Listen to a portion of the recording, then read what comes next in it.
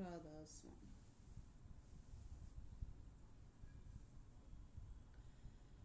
जब हम स्कूल में पढ़ते थे तो हमारी एक बुक थी, तो उसमें पहले ही पेज पे वो प्रार्थना लिखी होती थी। तो वो प्रार्थना थी इसकी, एक वो कवियत्री थी, उसका नाम था सुभद्रा कुमारी चौहान। तो उस वो जो प्रार्थना उसने लिखी हुई थी, मैं उससे बहुत ही प्रभावित होती थी और मैं भी गाती थी। तो शुरू से ही हम जब भी प्रेयर करते थे तो सुभद्रा कुमारी की ये जो कविता थी ये बहुत ही अच्छी लगती थी। तो उसने अपनी उस कविता में परमात्मा के लिए कितना अच्छा लिखा है। तो उसने तो कविता के रूप में लिखा है, मगर हम गाते थे।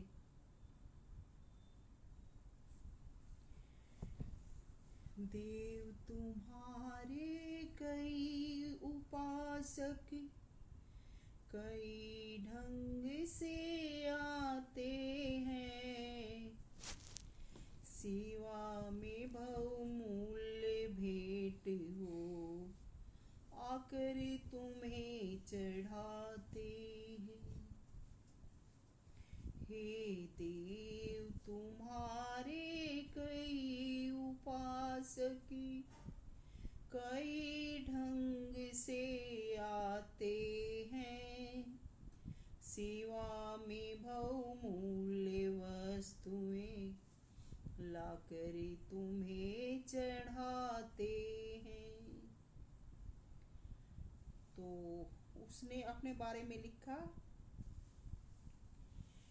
कि मैं ही हूँ गरीबनी ऐसी जो कुछ साथ नहीं लाई, फिर भी पूजा का भाव लिए मैं मंदिर को चली आई।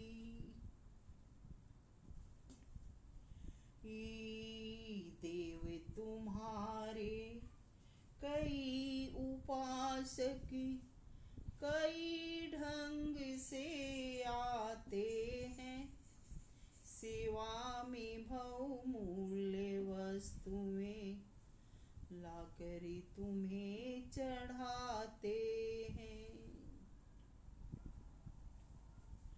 आगे कहती है कि हे प्रभु, औरों की तरह से मुझ में ऐसा कुछ भी नहीं है, मगर फिर भी मैं अपने दिल के भावों को प्रकट करने के लिए चली आई हूँ।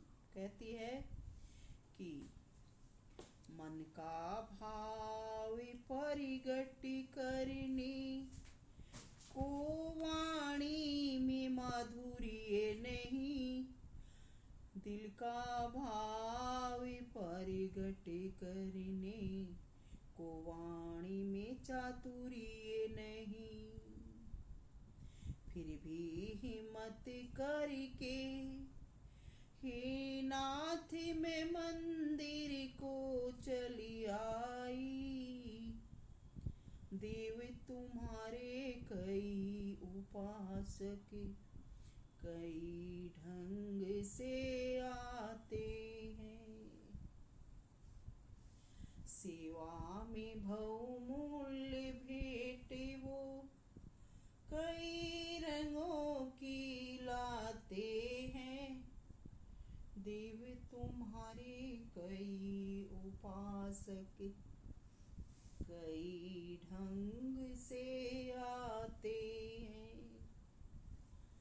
आगे कहती है कि जो कुछ है वो यही पास है, चाहो तो स्वीकार करो ये वस्तु तुम्हारी ही है, ठुकरा दो या प्यार करो।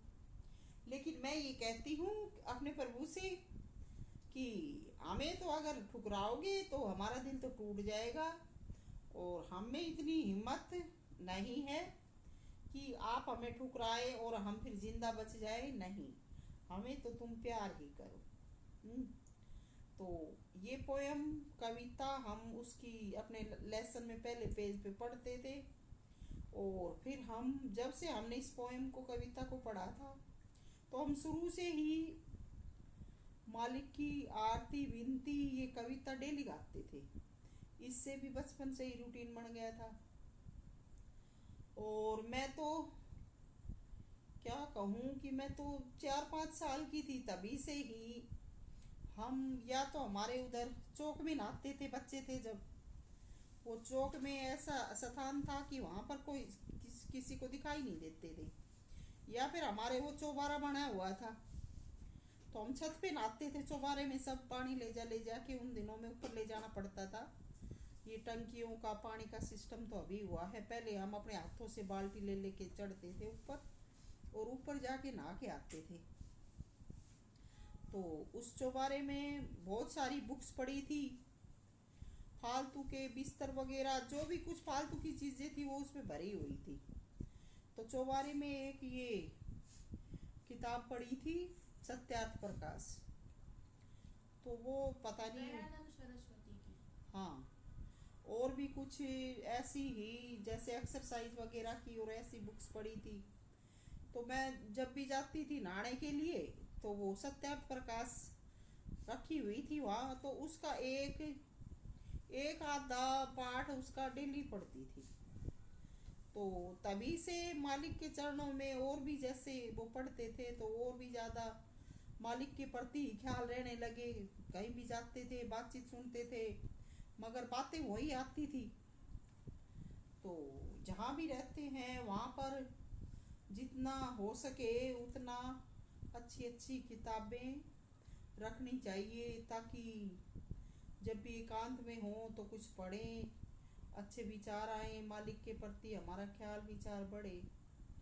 तो हम शुरू से ही, मैं तो अब मुझे इतना भी ख्याल नहीं है मैं कितनी बड़ी थी कितनी बड़ी नहीं थी।